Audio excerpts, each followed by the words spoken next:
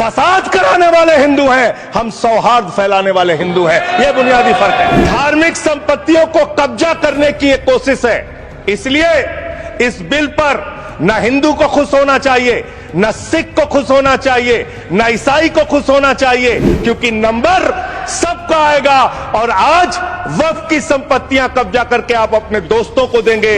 आपने कहा सच्चर कमेटी की रिपोर्ट से 12,000 करोड़ की आमदनी की बात कही गई है। अर्ध सत्य मत बोलिए। 12,000 करोड़ की आमदनी की चिंता है वक्फ की, करोड़ों मुसलमानों की चिंता है आपको। एक अपने दोस्त को पकड़ के लाइए, नीरव मोदी को 20,000 करोड़ वसूलिए, 12,000 करोड़ वक्फ को दीजिए, 8,000 करोड़ अपने पास रखिए। ये सरकार कह रही है कि ये कानून हम मुसलमानों के भले के लिए आ रहे हैं। आप मुसलमानों का भला कर रहे हैं, आप मुसलमानों का भला कर रहे हैं।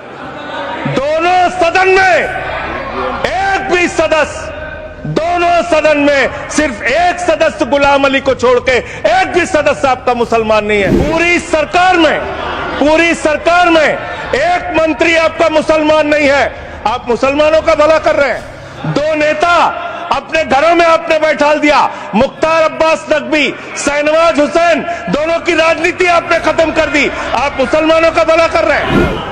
आप तो वो लोग हैं जिन्होंने प्रभु श्री राम के मंदिर में भी घोटाला किया। मान्यवर, ये लोग राम मंदिर में घोटाला करने वाले लोग हैं, राम मंदिर की जमीन का चंदा खाने वाले लोग हैं सर ये लोग।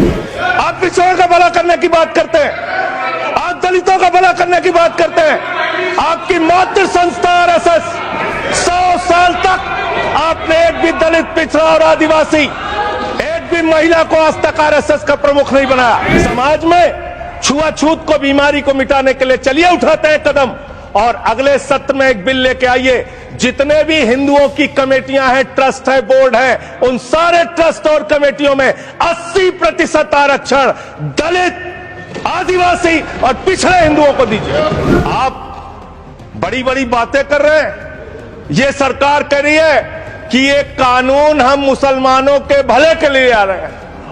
जब मैं आपसे सुनता हूं तो मुझे लगता है कपिल शर्मा कॉमेडी सर्कस में बोल रहा है। आज आप इस बिल को पास कर रहे हैं, आज आपका सीना चौड़ा हो रहा है, आपको लग रहा है एक धर्म के अधिकार को आप छीन रहे हैं। नहीं, कल को आप सभी धर्मों की धार्मिक संपत्तियां छीन के आप अपने दोस्तों का देने का काम करेंगे। और किसी गलतफहमी में मत रहिए। आपको लोकसभा के चुनाव में मात्र 36% वोट मिला है। इस देश की 64% आबादी आज भी आपके खिलाफ है, आज भी आपके खिलाफ खड़ी है। किसी गलतफहमी में मत रहिए। बड़ी बड़ी सत्ता उखड़ गई और चली गई। आपने इसमें लिखा बिल के अंदर कि वक्फ कमेटी के अंदर गैर मुसलमान इसका सदस्य बन सकता है। क्या आप हिंदुओं के ट्रस्ट में, मंदिर के ट्रस्ट में आप क्या गैर हिंदू को मेंबर बना सकते हैं? नहीं बना सकते, नहीं बना सकते। आप एक झूठ फैला रहे हैं देश भर में। ट्रिब्यूनल के लिए आप कह रहे हैं उसको अपील नहीं की जा सकती। हाई कोर्ट का फैसला ट्रिब्यूनल के फैसले के खिलाफ आया है, सुप्रीम कोर्ट का फैसला ट्रिब्यूनल के फैसले के खिलाफ आया है। आपने कहा 5 साल का प्रैक्टिसिंग मुस्लिम होना चाहिए। कैसे प्रैक्टिसिंग मुस्लिम तय करेंगे सर? आप क्या मुसलमानों के घर में सीसीटीवी का कैमरा लगाएंगे? कौन नमाज पढ़ रहा है, कौन नमाज नहीं पढ़ रहा है, कौन मुसलमान है, कौन मुसलमान नहीं है? आपने मान्यवर ऐसे ऐसे प्रावधान इसमें रखे हैं जो बड़े अजीब हैं, जो अपने आप में ये बताते हैं कि आपकी मंशा सिर्फ देश में झगड़ा कराने की है, नफरत फैलाने की है, फसाद कराने की है। आपकी मंशा कहीं भी मुसलमानों का या किसी वर्ग का भला करने की नहीं है। 2009 में आपने अपना घोषणा पत्र जारी किया था, मैनिफेस्टो। ये मैनिफेस्टो आपका लेके आया हूं, ये तो आपका डॉक्यूमेंट है, मेरे घर नहीं बना। इस मैनिफेस्टो में लिखा है इन्होंने कि 2009 के मैनिफेस्टो में लिखा है कि वक्फ की जमीनों पर जो अवैध कब्जे हुए हैं, के.आर. रहमान की कमेटी की रिपोर्ट के हिसाब से हम मुस्लिम धर्म गुरुओं के साथ बातचीत करके उसको खाली कराने का काम करेंगे। कितना दोहरा चरित्र है आपका। आपने कहा वक्फ की जमीनों को खाली कराने का काम करेंगे जिसपे कोई और कब्जा कर रखा है। 2020 में मान्यवर इस भारत की सरकार ने, मोदी जी की सरकार ने शपथ पत्र दिया सुप्रीम कोर्ट में। से क्या लिखा हुआ है? 99% वक्फ की संपत्तियां डिजिटाइज हो चुकी हैं। मुख्तार अब्बास नकवी साहब आपके मंत्री थे, उनका बयान है 100% वक्फ की संपत्तियां डिजिटाइज हो चुकी हैं।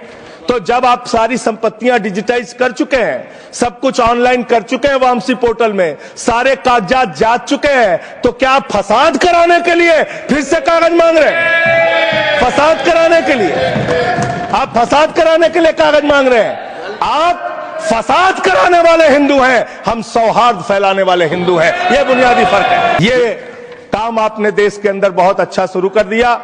आप एक काम करते हैं, देखो मुसलमानों को ठीक कर रहा हूं, दूसरी तरफ महंगाई बढ़ रही है, नुकसान हिंदुओं का। 94 लाख करोड़ रुपए शेयर बाजार में डूब रहा है, नुकसान हिंदुओं का। 11 लाख बच्चे स्कूलों से बाहर निकल गए, नुकसान हिंदुओं का। तो मुसलमानों को ठीक करने के नाम पर आप नुकसान देश के करोड़ों हिंदुओं का भी कर रहे हैं। इसलिए ये सब बातें करके देश में आप नफरत फैला के ये सब झगड़े फसाद के काम मत कीजिए।